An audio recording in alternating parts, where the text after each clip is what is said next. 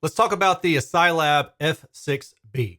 These retail for approximately $980 for the pair. I was loaned these to review by the manufacturer. I'm not getting to keep them, and I'm not paid to do any of the review. I think to date, these are the best $1,000 or under pair of speakers that I have come across. Now, they're not without fault, and I'm going to talk about some of those faults throughout this video. And keep in mind that in my videos and in my reviews, I tend to be, let's just say, pretty critical of a lot of speakers, regardless of how great they are. And it's very rare that I don't find at least one thing that I would change or personally like to see done differently. This is a two-way speaker design featuring a 1-inch aluminum dome tweeter and a very large, very well-designed waveguide. The woofer is a 6-inch fiber woofer. The enclosure includes a passive radiator. The finish is matte. Crossover frequency is approximately 1 kilohertz. Nominal impedance is spec'd at 4 ohm. Recommended amplification is 50 watts to 125 watts. Let's talk about what I heard. Starting off with tonal balance. Tonal balance in these speakers is pretty darn good. There is a lift of accentuation in the upper treble region, somewhere around 6 to 8 kilohertz per my listening. Now, in my listening, I noticed this most prominently with female vocals via sibilance, where the S's tended to stand out. Another way you can check that is to see if the T stands out. If the T stands out, then usually that's going to be male vocal related, and it's going to be a little bit lower in frequency, somewhere between like 4 to 6 kilohertz. So those are some sanity checks that you could do on your own. I like the shaker that I heard from Michael Jackson's Wanna Be Starting Something. I like the little click-clack sound in Michael Jackson's Wanna Be Starting Something that occurs on the right-hand side of the speakers. The sensitivity on these speakers is about 85 decibels. Most speakers, bookshelf speakers of this size, are going to be around that sensitivity. And I know a lot of people really like having high-ish sensitivity speakers, but if it were possible, I would personally trade off a decibel of sensitivity, maybe 2, to get some lower bass extension. As is, the bass extension on these was about 60 hertz or so in my room. And while there was some nice, good punch, I wanted a little bit more extension. So while the kick drum was nice, it just wasn't as full as I would want it to be. Now let's talk about stage width and envelopment. My previous review focused on the Audio First Cadencia 3. That speaker has very wide stage width and extremely good envelopment. I loved it. I came straight to these speakers. When I came straight to these speakers, it was noticeable that there wasn't as much envelopment as the Audio First Cadencia 3s have. Well, the Audio First, objectively, are about plus or minus 70 degrees in radiation for one speaker. These speakers are probably closer to 50 to 60 degrees. Now, I haven't gone through the data yet, but we're about to. That's where my gut tells me these are. And the reason I say that is because not necessarily just to the left and to the right of the speaker, but also expansively. You know, if you're just listening and you're trying to say, all right, yeah, things sound larger, there's more reverberation in this recording from the room or the synthesized room, if you will. So, for example, Norah Jones' Waiting. I like to use that track for the filling of overall space. That track on these speakers wasn't quite as large as I would like it to be, but it was still well within the realm of something that I would be okay with. The problem is, like I said, I just came from a speaker with much larger radiation to begin with. Now, in terms of output capability, this is where the speaker is really going to kind of give up its capability. You're talking about a speaker that has really good linearity, has really good directivity, and it's in a relatively cheap price. I mean, $980 for a pair. Objectively speaking, these things are fantastic. But when you start turning up the volume, that's where you start running into issues. And that's really what separates the really good speakers from the fantastic speakers, is going to be just scale. Can you crank them up without noticing any distortion or compression? So as I went from around upper 70s, low 80s, and got to the mid 80s, I could start telling there's more compression. This came across in the form of graininess in the vocals. So as I increased the volume even further, it became very apparent that around upper 80s, lower 90 decibel region at about 10 feet away, these speakers were really starting to have pretty significant distortion issues. Now, again, I'm kind of picking nits here. I think most of you are going to find that for typical volumes, it's not going to be an issue. Now let's do the sound clip and let you get an idea of how this speaker impacts the frequency response of just standard old pink noise.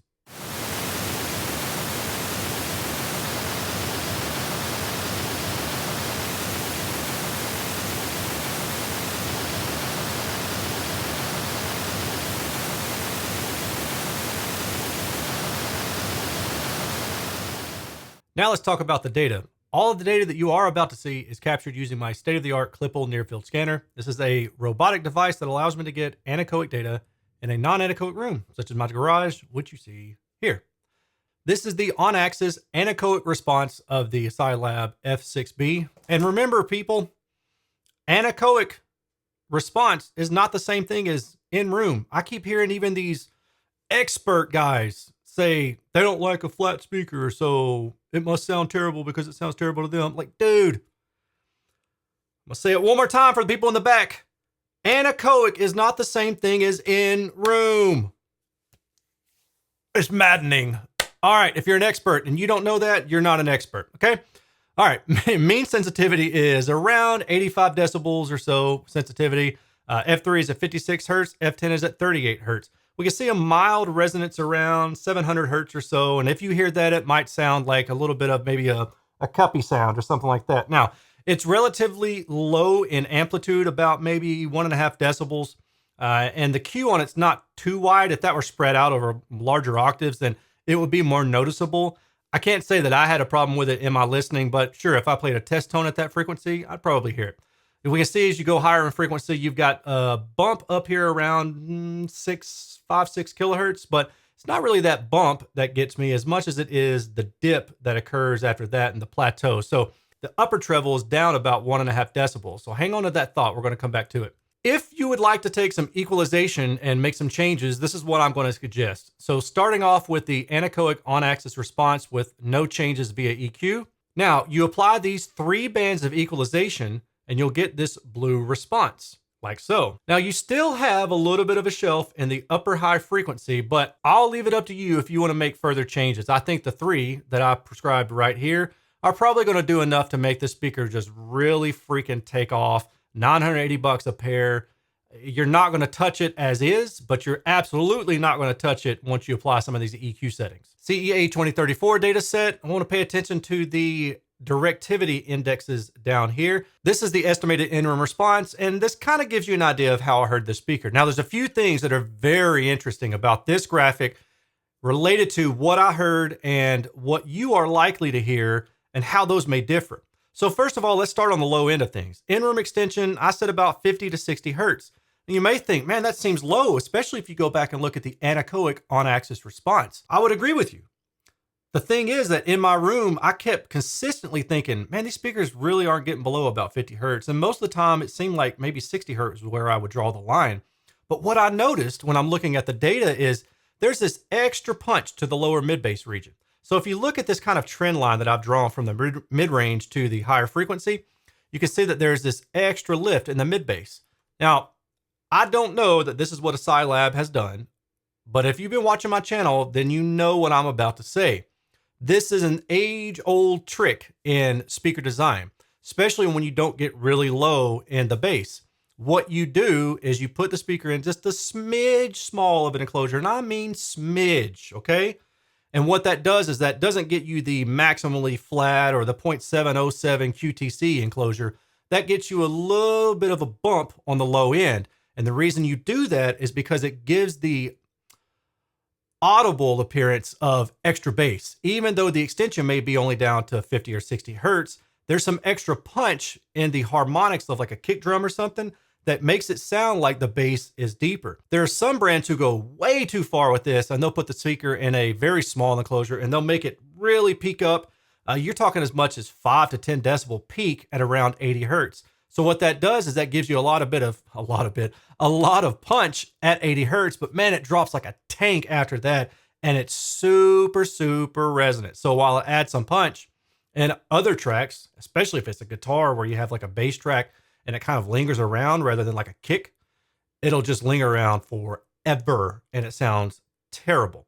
All right, so now going up the higher frequency, this is another thing. I noticed that there was not as much detail on like the hand claps, but then I also talked about how it sounded like there was some extra sibilance as well. And I kind of went back and forth on this as I'm listening. So when I'm looking at the data, I see some interesting things going on here. I see that there's a peak at around 4, 5, 6 kilohertz or so. Now, to me, this kind of helps explain that sibilance that I was talking about.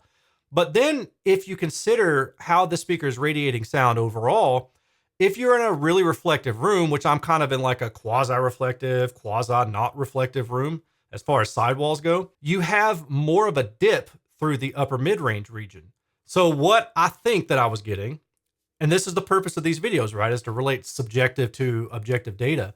I think I was getting just a really interesting combination of the two, where I was getting some lift in the treble region, but also some dip in the upper mid-range region. Now, frankly, this doesn't occur that often. Most of the time, for me, it's either one or the other. So it's interesting that I'm kind of catching a little bit of both. But if you use my EQ suggestions that I provided earlier, that will smooth this stuff right out. And I'll explain this a little bit more going back to the EQ recommendations. Now, red is the standard non-EQ'd response. You see this lift around 5 or 6K, okay?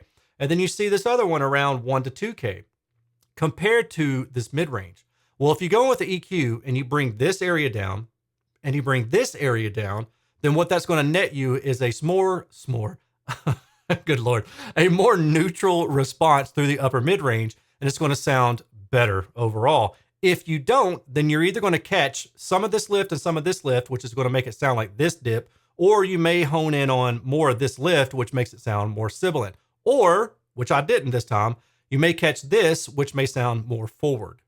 This is data stuff, man. I'm nerding out. Burst decay, horizontal contour plot, about plus or minus 50 degrees in radiation. Vertical is about plus or minus 30 degrees. 86 decibels distortion, 96 decibels distortion. And then we look at multitone distortion. So this area right here is most likely the contributing cause for what I was talking about earlier. As I raised the volume, I started noticing more graininess. If you use a subwoofer, it reduces it some. Instantaneous compression, we can see that you're losing dynamicism as you go from about 76 decibels to 102 decibels. But if you ranged up to about 96 decibels at 1 meter for one speaker, this is pretty good in the blue. Impedance shows about 1.7 minimum EPDR. So class AB amps, make sure you have ventilation. Class D amps, 3.5 ohm, you're going to be fine. Let's do a few quick comparisons. The reason I chose these is because they're similar in price. I really just wanted to show you the F6B versus the C6B. And then the ELAC DBR62 is a very popular speaker. I recommend it many, many times. I could have chosen any number of speakers.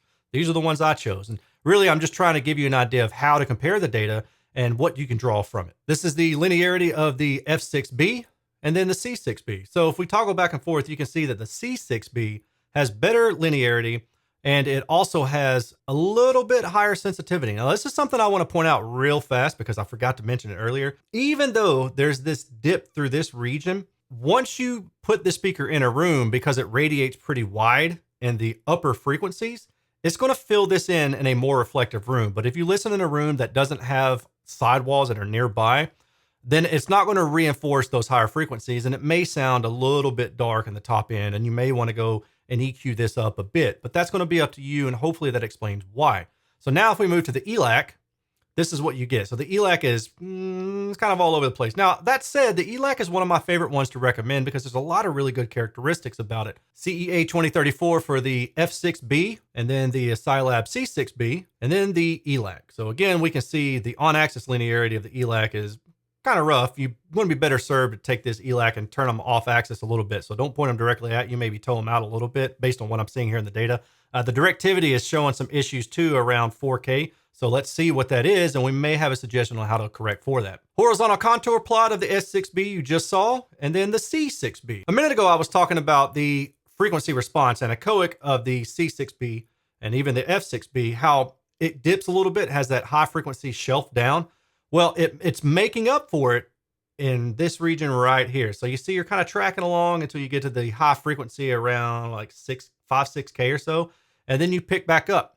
Well, because there's broadening of this radiation pattern in this tweeter at that frequency, the manufacturer has essentially built in an offset for that in the on-axis response. So if the manufacturer left this speaker flat in the high frequency, then this speaker would sound bright in room. So it's going to be a decision that you'll have to make as to how do you want to attack this? What's your room situation like? Again, the C6B and now the ELAC. Now the ELAC, you'll notice that the red is doing crazy stuff, right? The reason that the red is expanding is because there's a discontinuity at the crossover between the midwoofer and the tweeter. I've got videos on that. I'm not going to spend all my time talking about it, but this speaker is a good candidate for first reflection absorption. Why? Well, because it's going to catch some of this broader off-axis radiation, the stuff that hits the sidewalls and returns back to your ears at a higher amplitude than the direct sound. You'll want to catch some of that. So just absorb that, put some panels on your wall, 2 inches or so at the first reflection point will help resolve some of this, and it'll keep the speaker from sounding unbalanced. Estimated in-room response is just kind of my overall take on it. Now, the bass region on all of these is kind of similar, okay? The F6B has that recessed upper mid-range or a treble bump sibilance depending on how you're hearing things. The AsciLab C6B is going to have a bump in this mid-range right through here, so it might sound a little bit more full in the mid-range area, whereas the ELAC has an extended high-frequency shelf. So the ELAC looks pretty good until you get to about 3K or so, and then it kind of flattens off in the room. So if you are listening to these in a room, they're going to have more detail or more resolution, and it may even sound bright depending on how you describe it. I again would recommend towing the ELAC out away from your ear a little bit. Try and see if that helps you some. Also, sidewall absorption will help there. Multi-tone distortion on the ELAC is higher through a wider band, particularly in the 1 to 3 kilohertz area where your ear is more sensitive. So that's going to be an area where there's a trade-off for the ELAC. And so that does it for this video. Let me know if you have any questions, comments, or concerns. If you'd like to support me, you can do so one of 2 ways. You can join me at patreon.com/Erin's Audio Corner, behind the scenes, vote for polls, see videos of stuff I'm posting, all that kind of cool stuff. Or if you're going to shop from Amazon or Crutchfield or Best Buy or anywhere like that, I've got a ton of generic affiliate links in my comment section and the description section below. Please consider using those links before you go buy anything. All you got to do is say, oh, I need new tennis shoes. I'm going to go, I don't know, Amazon sells tennis shoes. Sure. I'm going to go to Erin's generic link, click that link, and then go buy whatever it is you want to buy. Anything that those websites sell that earns me a small commission, it doesn't cost you anything. And honestly, that's really the way that I generate income for all this stuff that I'm doing here. So I appreciate you taking your time to watch. And I know I've rushed through some stuff, but it's a lot to get through. I will talk to you on the next one. Take care. Peace.